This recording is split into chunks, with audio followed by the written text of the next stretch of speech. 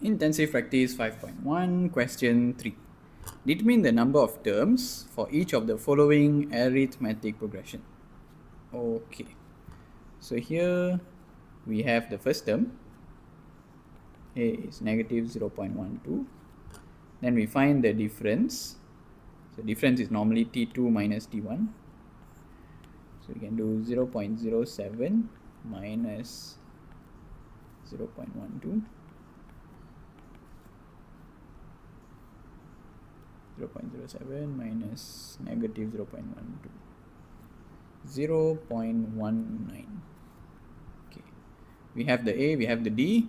We need to find which term is this. So Tn is 1.97. Then we need to find the n. So the formula for Tn is A plus n minus 1d. So we know A, we don't know n, we know d.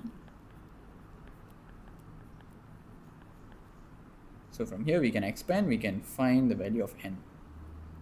Okay, so the easiest way to do it is 0.12 we bring there.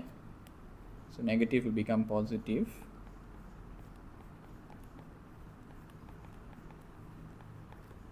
Plus 0.12. And then since this is times, we bring here will become divide. So this becomes n minus 1 is 1.97 over 0.19. 1.97 plus 0.12 divide by 0.19. So n minus 1 is 11. So n will be 11 plus 1, which is 12.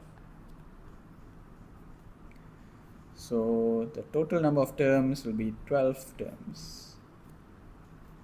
This is for A. Done. Let's look at B.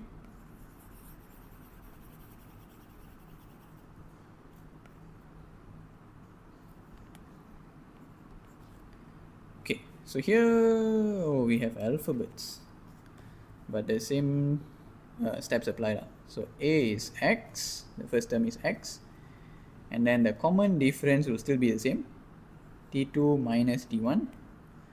So we can say 3x plus y minus x. So we'll get 2x plus y. And then we need to find the n, where our Tn is 27x plus 13y. So Tn is the same formula, A plus n minus 1d is 27x plus 13y.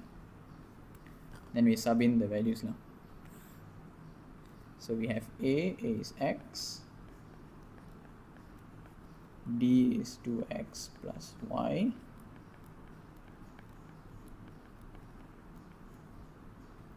then we need to find n. So first we bring the x over this side. So we get n minus 1